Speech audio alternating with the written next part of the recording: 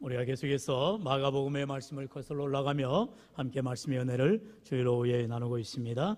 오늘 이제 마가복음 4장에 나온 이제 공간복음에는 모두 다 나와 있죠. 오늘 마가복음 4장에 또 마태복음 8장에 누가복음 8장에 동일한 내용이 나와 있습니다. 이 예수님께서 이제 제자들을 명하여서 이제 갈릴리 바다 가운데에 이제 풍랑이는 바다 가운데에서 잔잔케 하시는 이런 기적을 체험하게 되는 것을 보게 되지요. 특별히 마가복음의 주석을 쓴 R.T. 프랜시스라는 신학학자는 당시 예수님께서 타신 배의 사이즈가 얼마나 할까 이런 궁금함을 가지고 있었다고 합니다. 그런데 고고학계에서 전혀 놀라운 발견을 했지요. 바로 1986년 1세기경에 이 갈릴리 호숫가의 이제 배를 지층 구조에서 발견했다고 합니다. 우리 보통 이렇게 서해안에 보면은 이렇게 진흙벌이 많이 있잖아요. 그래서 옛날 중국에 이렇게 무역선들이 지나가다가 이제 자초돼가지고 진흙이니까 밀폐된 공간, 산소나 이렇게 공기들이 들어가지 않고 전혀 이물질들이 들어가지 않아서 이렇게 보석이나 또 이런 옛날 그런 농기구 또 여러 가지 것들이 발견되는 것들을 보게 되잖아요. 그와 같이 갈릴리 호숫가에도 진흙벌이 있는데 그것 가운데에 1세기경에 배를 발견했다고 합니다. 그 배의 크기가 그렇게 크지가 않다라는 거예요. 길이가 26피트, 그러니까 우리식으로 말하면 메테완산에서 한 7m 정도.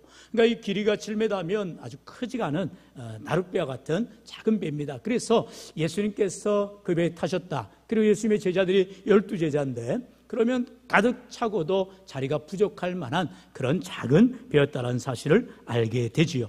그런데 이렇게 작은 배를 예수님이 이제 제자들과 함께 타시고 그런데 오늘 말씀해 보면 예수님께서 밤에 주무시더라는 거죠. 물론 하루 종일 말씀을 전하시고 또 환자들을 또 병자들을 낫게 하시는 그런 치유사역을 인해서 예수님도 인간이시기 때문에 이제 연약하여서 주무실 수가 있죠. 그런데 우리가 말씀을 읽다 보면은 거기에 의미를 알게 되겠지만 예수님께서 일부러 그런 의식을 행하고 있다는 것을 깨닫게 되죠. 왜냐하면 오늘 말씀의 제목처럼 제자들에게 바른 믿음을 깨우치게 하기 위해서 제자들에게 예수님의 그러한 참된 능력을 보여주시기 위한 예수님의 방법이었다라는 것을 우리가 보게 됩니다. 그러면 오늘 본문을 이제 쭉 훑어가면서 말씀을 한번 살펴볼 텐데요. 먼저 35절로 36절의 말씀을 우리가 같이 읽어볼까요? 시작. 그날 저물 때에 제자들에게 이르시되 우리가 저편으로 건너가자 하시니 그들이 무리를 떠나 예수를 배에 계신 그대로 모시고 가매 다른 배들도 함께 하더니 아멘.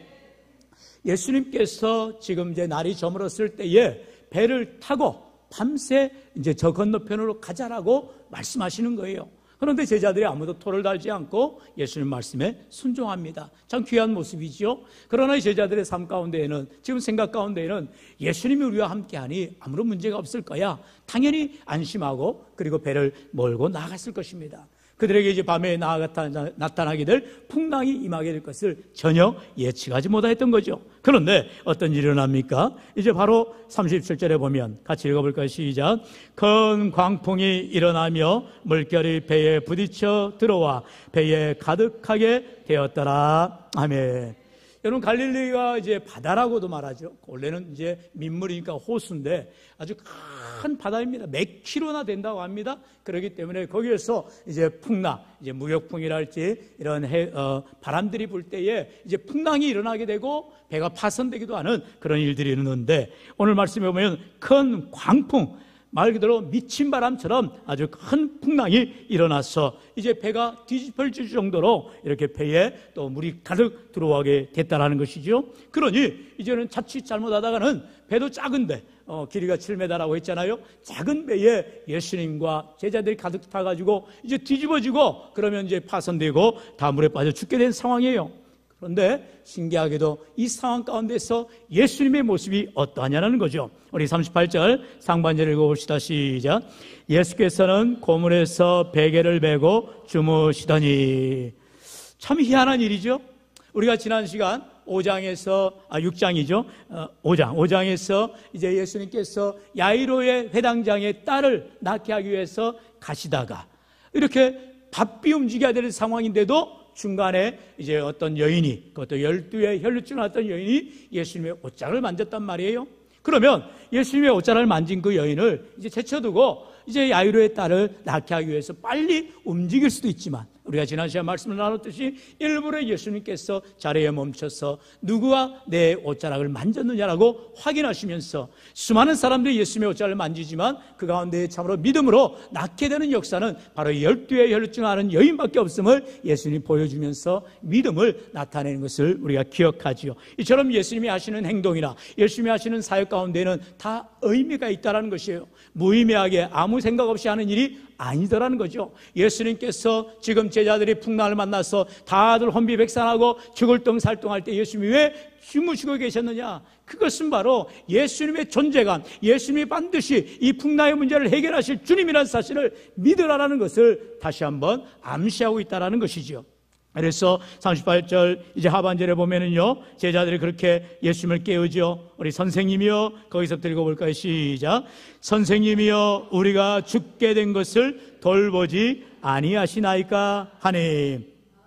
사실 우리가 이 상황에 대입을 해보면 우리들도 다 제자들처럼 당장 눈앞에 이제 배가 뒤집혀질 것 같고 바람에 저 풍랑에 이제 배가 파손될 위험이 있고 물이 다 배 안에 들어오니까 정말 지금 정신이 넋이 나가는 거죠. 그리고 예수님을 바라보니까 예수님이 주무시고 계시는 거예요. 그래 얼마나 제자들은 황당했겠어요. 그러니까 막 예수님을 깨우는 거죠. 그러면서 선생님, 우리가 죽게 된 것을 돌보지 않습니까? 이렇게 대응을 하더라는 것이죠. 여러분, 여기에서 예수님의 그 의미를, 예수님께서 왜 주무시고 계시는 것처럼 보이느냐, 그것을 알았다면 그들은 안심할 터인데, 그저 눈에 보이는 예수님이 주무시는 것에 대해서 어찌 보면 깨워야만 되겠다, 예수님이 어떻게라도 하셔야 되겠다라고 그들이 나아가는 모습을 보게 되더라는 거죠. 그러자 예수님께서 이제 어떻게 하십니까? 우리 39절 같이요. 시작. 예수께서 깨어 바람을 꾸짖으시며 바다더러 이르시되 잠잠하라 고요하라 하시니 바람이 그치고 아주 잔잔하여지더라. 아멘. 얼마나 놀라운 일입니까? 예수님이 만약에 인간 자체였다면 예수님 깨워봐야 아무런 소용이 없죠. 왜냐하면 다 같이 그냥 물을 퍼기도 바쁘고 어떻게든 이 상황을 모면해야 되는데 뭐 수영을 잘하는 사람도 없을 것이고 여기에서 다 물에 빠져 죽겠구나 하고 자포자기할 터인데, 예수님은 깨자마자 뭐 하세요? 바람한테 꾸짖습니다. 그리고 자연 만물을 다스리시더라는 거예요. 말씀 한마디로 잠잠하라 고요하라, 말씀 한마디에 바람이, 그렇게 미친 바람이 고요해지고 풍랑이 잔잔해지는 것을 보게 되더라는 것이죠. 할렐루야. 여러분, 바로 예수님이 누구신가를 분명히 깨달으라는 것이죠. 예수님이 잠을 주무신다 해서 문제될 게 없다라는 거예요. 야이로의 딸이 곧 죽어가고 있지만 이미 죽었다라고 야이로의 하인들이 와서 말할지라도 예수님이 가시면 죽은 자도 살리시고 모든 문제를 해결하실 것을 믿어야 될 터인데, 그만 그들은 조급해하고 예수님이 빨리 달려가셔야 될 텐데, 이제 조금이라도 숨이 붙어있을 때에 야이로의 딸을 낫게 하셔야 될 텐데, 안수해주고 낫게 해주고 자기들의 생각대로 자기들의 방법대로 예수님이 움직여 주셔야 될 텐데, 예수님은 그럴 필요가 없이 있다는 거죠. 심지어 예수님이 가지지 않아도 말씀 한마디로 그 딸아이는 나을 수밖에 없으며 능력이 나타날 터인데 그 믿음 하나가 없었다라는 것이죠. 저 여러분의 삶 가운데도 마찬가지예요. 우리가 때로는 어떤 부적처럼, 때로는 어떤 눈에 이적이 보여져야 되고 내 눈으로 확인해야 되는 그런 연약한 믿음을 가진 자들은 이런 바른 믿음을 갖지 못하고 예수님을 깨워야 되고 예수님 어떻게 좀 해보셔야 되고, 그렇게 예수님을 수동적으로 만들어가는 우리의 믿음 없는 모습을 보일 수가 있다는 것이죠. 예수님은 참자하시는 것이 아니고 예수님이 아무 일을 행하시지 않는 것이 아니었다라는 것이죠. 주님이 배에 타셨기 때문에 아무 문제가 없을 터인데, 그만 그들은 순간 의심하게 되어지고 예수님이 어떻게 뭐라도 좀 해야 되지 않느냐, 그렇게 따지고 있는 이런 불손한 불경한 모습들을 보이게 되더라는 것입니다. 기다리면 되는데, 예수님이 어련히 알아서 하실 터인데 우리는 예수님을 잠잠히 참고 기다리지를 못하고 내 방식대로 내 행동을, 내 생각을 주입하면서 예수님을 움직여야 하는 그런 연약한 제자들의 모습은 아니자라는 거예요. 그러자 예수님이 곧바로 이어서 제자들을 꾸짖습니다. 우리 4절 같이 읽어볼까요? 시작. 이에 제자들에게 이르시되 어찌하여 이렇게 무서워하느냐, 너희가 어찌 믿음이 없느냐 하시니. 예수님 말씀대로 제자들이 믿음이 없었다는 거예요. 바른 믿음을 갖고 있지 않았다는 거죠. 예수님이 배에 탔으면 이제 예수님 앞에 온전히 맡기고 의지하면 되는데, 오늘 우리가 인생의 배를 타고 우리 주님 앞에 믿음으로 항해하며 나아갈 때에 주님이 내 인생의 주인 되어주시고 선장 되어주는 믿을 때에 우리는 의심할 것도 염려할 것도 없는데 왜 염려하고 왜 의심하냐는 거예요. 믿음이 없는 연약한 제자들의 모습이 주와 여러분의 모습과 똑같다라는 것이죠. 그러면서 우리 주님께서 왜 의심하느냐, 왜 두려워하느냐, 내가 너희들과 함께하고 있지 않느냐, 내가 너희들과 배에 타고 있지 않느냐, 주님 말씀하시는데 그럼에도 불구하고 믿음 없는 연약한 모습들을 보이고 있는 제자들을 보인다는 것이죠. 그러자 예수님 앞에 그들이 두려워하면서 이렇게 고백하여, 우리 41절 마지막 절 같이 읽어볼까요? 시작. 그들이 심히 두려워하여 서로 말하되 그가 누구이기에 바람과 바다도 순종하는가 하였더라. 아멘. 이제서야 비로소 제자들이 예수님이 누군가를 깨닫게 되더라는 것이죠. 예수님이 만왕의 왕이 되시고 만주의 주가 되시고 모든 자연 만물을 다스리시며 창조주 되시며 인도해 주시는 능력의 하나님이심을 그들이 깨닫게 되더라는 것이지요. 할렐루야. 때로 우리가 삶을 살아가다 보면은요, 우리는 내 생각 가지고 내 어떠한 카테고리를 만들어 가지고 거기에 국한되신 하나님을 찾을 때가 많다라는 거예요. 그리고 믿음 없는 고백을 해요. 아이고 하나님, 내가 이렇게 기도해도 안 되네요. 하나님 어떻게 돼야 됩니까? 하나님 앞에 물을 필요가 뭐가 있어요? 하나님이 어련히 알아서 가장 좋은 길로, 선한 길로 인도해 주실 터인데, 문제는 나의 믿음 없음을 우리가 용서를 구하고 하나님의 은혜를 구할 때 하나님은 반드시 응답하시고 함께 하실 줄로 믿습니다. 제자들은 이런 폭풍을 만나고 드디어 주님께서 잠잠하라 말씀 한마디에 이제 폭풍조차도, 그런 풍랑조차도 잠잠한 것을 바라보면서 그들이 비로소 예수님이 누구신가를 깨닫게 되더라는 것이죠. 그래서 여러분 마태복음에도 보면은요, 동일하게 예수님의 말씀, 이 믿음이 작은 자들아라고 말하고 있습니다. 믿음이 큰 자들 같으면 당연히 예수님을 의지하고 신뢰하면서 주님을 기다리며 바라볼 터인데, 그러나 믿음 없는 자들이기 때문에, 믿음이 적은 자들이기 때문에 어떻게든 해보라고 수선을 피우고 예수님 앞에 깨우면서 나아가는 연약한 모습을 보게 되더라는 것이죠. 오늘 우리 인생길 가운데에 어련히 주님이 알아서 우리를 인도하시고, 우리의 모든, 여러분 주님께서 뭐라 말씀하세요? 드레핑 백합화를 보라는, 공중 나는 새를 보라는 거예요. 어련히 알아서 입히시고 먹이시는데 하물며 너일까 보냐라고 우리 주님 말씀하심에도 불구하고 내가 주님 자리에 앉아서 내가 주인 된 것처럼 주님을 좌우지하려 하고 움직이려 하는 연약한 믿음들을 가지고 있지 않냐는 거예요. 그래서 이 시간 우리에게 다시 한번 바른 믿음에 대해서 몇 가지로 살펴보기를 원하는 것입니다. 첫째, 믿음의 확신을 필요하다는 것입니다. 한번 따라할까요? 믿음의 확신이 필요합니다. 믿음의 확신. 우리는요, 구원에 대한 확신, 바로 믿음에 대한 확신을 가진 자들이 돼야 돼요. 그럴까 저럴까 하는 것이 아니라 확실하게 믿는 믿음을 가지라는 거예요. 굳건한 믿음을 가지라는 거죠. 그럴 때에 의심의, 염려의, 낙심의 모든 문제들은 떠나가야 되는 줄로 믿습니다.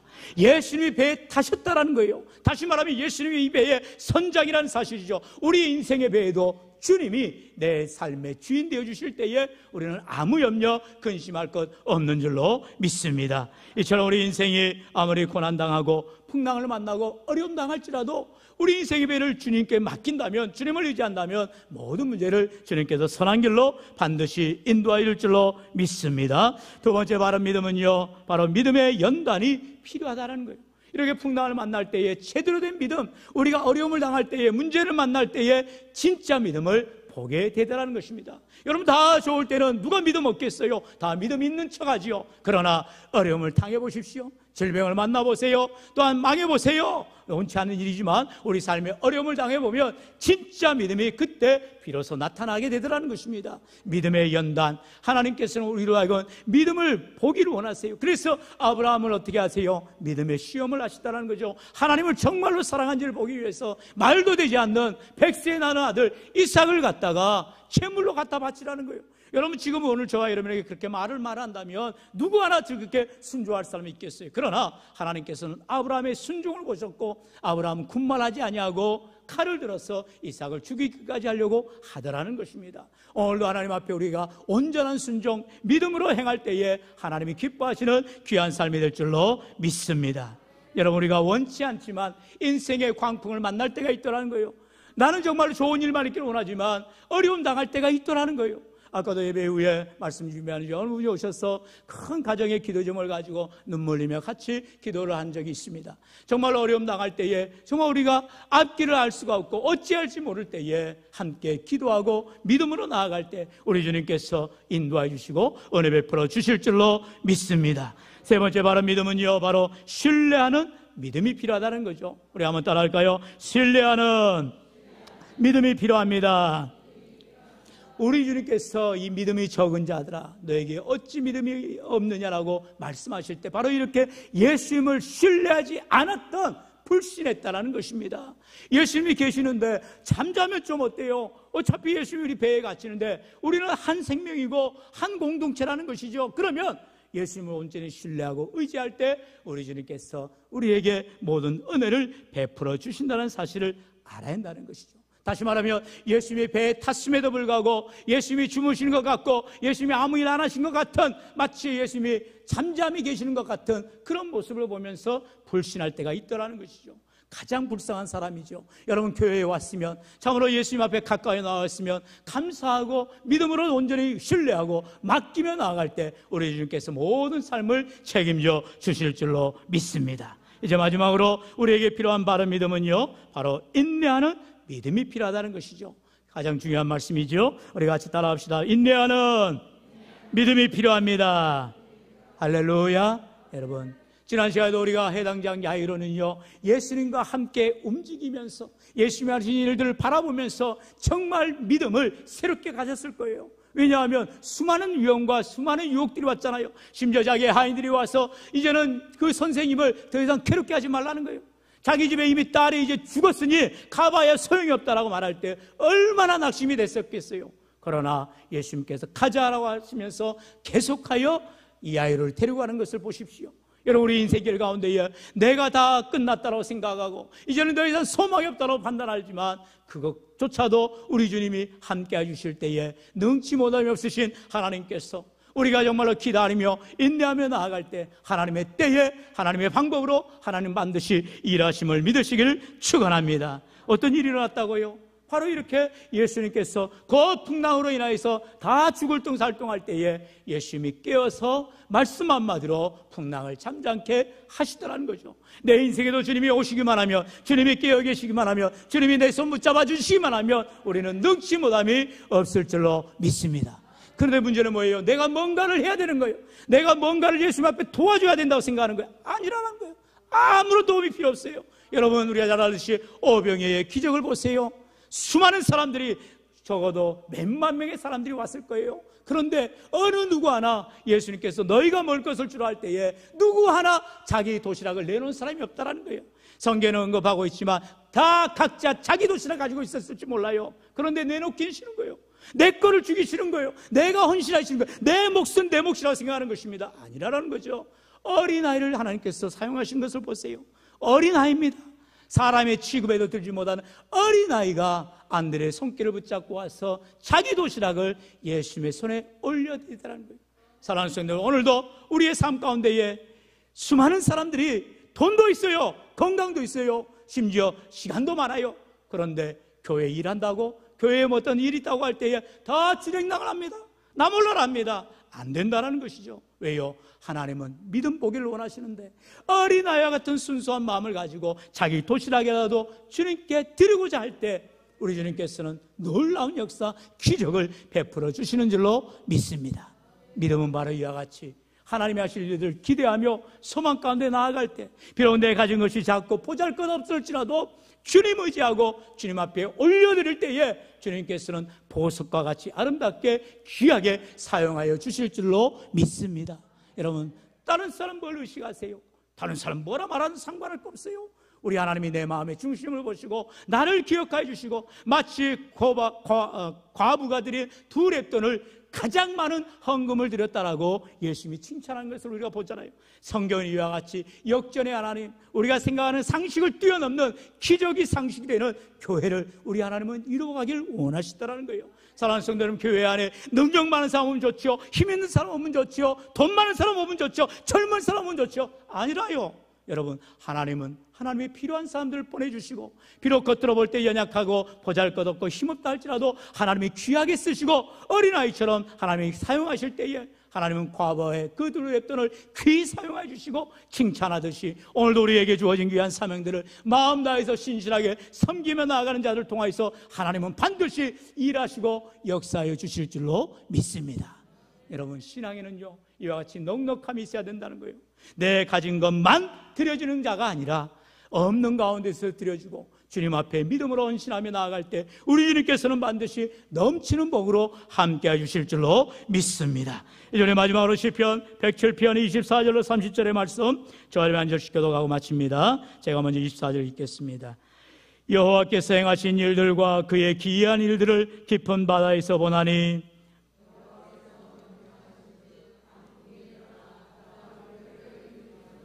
그들이 하늘로 솟구쳤다가 깊은 곳으로 내려가나니 그 위험 때문에 그들의 영혼이 녹는도다.